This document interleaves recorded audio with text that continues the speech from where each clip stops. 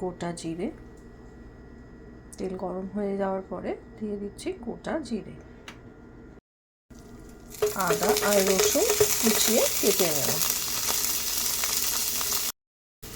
এবারে দিয়ে দেব কুচনো পেঁয়াজ, ভালো করে নাড়াচাড়া করে নেব।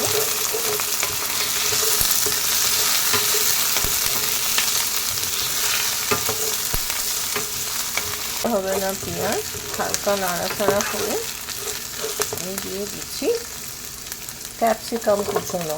আমার কাছে দু রকমের কালারের ক্যাপসিকাম আছে, এটা যার যার চয়েস, একরকম কালারও দিতে পারে।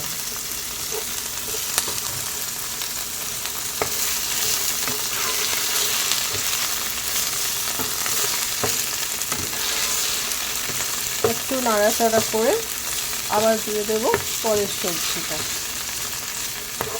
এখানে যে যার মতো পছন্দের মতো সবজি ব্যবহার করতে পারেন, যার যেটা খেতে ভালো লাগে।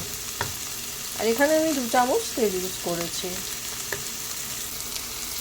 হালকা নাড়াচাড়া করে এবারে দিয়ে দেব কেটে রাখা গাজর আর বিনস। একটু খেয়াল রাখতে হবে যাতে ধরে না যায়।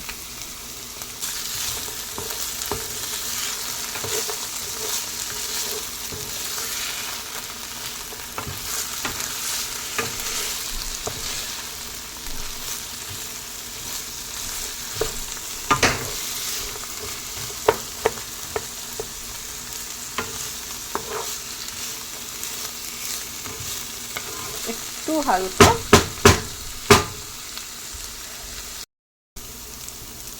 এবারে দিয়ে দেব নুন।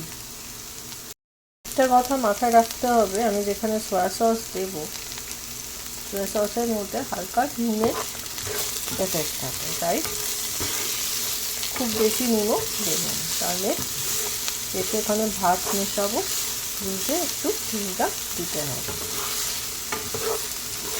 মোটামুটি সবজিগুলো হালকা হালকা ভাজা হয়ে গেছে, আর যেহেতু আমি কুচিয়ে কেটেছি খুব, এতে সিদ্ধ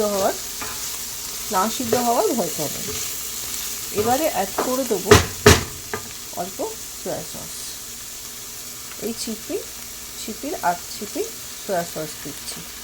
রাইসে আলাদা করে দেব না, আমি পুরোটাই সবজিতে অ্যাড করে দিচ্ছি। খেয়াল রাখবেন যেন ধরে না যায়। এবারে আঁচটা লো ফ্লেমে করে দেব। এর সাথে অ্যাড করে দিচ্ছি সবার শেষে অল্প কড়াইশুঁটি। যে কোনো সবজি দেওয়া আপনাদের চয়েস, আপনারা ব্রকলি, ফুলকপি বা অন্য কোনো সবজিও অ্যাড করতে পারেন। বাস আমার ভেজিটেবলস রেডি হয়ে গেছে। এবার রাইস অ্যাড করে দেবো। রাইস আমার সিদ্ধ হয়ে গেছে, শুধু লবঙ্গ, তেজপাতা এগুলোকে একটু বার করে দেবো, এগুলো আর অ্যাড করবো না। তাছাড়া সব কিছুই অ্যাড হবে, এলাচটাও খুঁজে পেলে বার করে দেবো। এরকম হালকা হালকা করে মেশাতে থাকবো। সয়া সস দেওয়ার পরে একটু আঁচটা কমিয়ে নেবেন, লো আঁচে করবেন।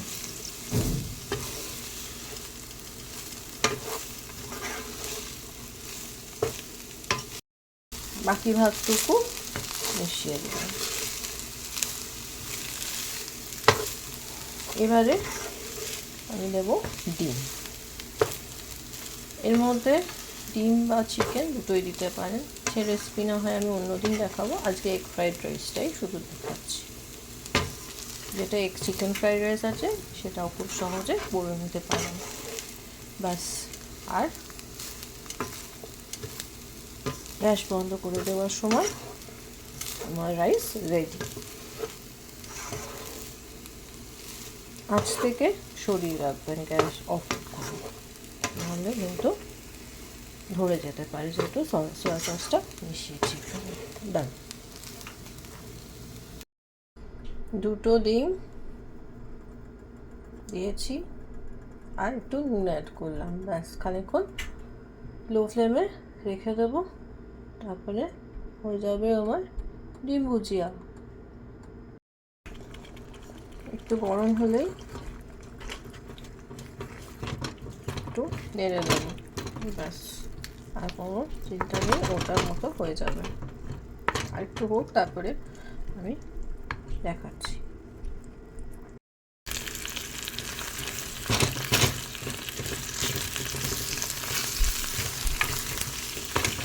ডিম ভাজা কমপ্লিট। জাস্ট ছোটো ছোটো করে ভেঙে দেওয়া, আর একটু হবে। আমার ডিম ভাজা রেডি।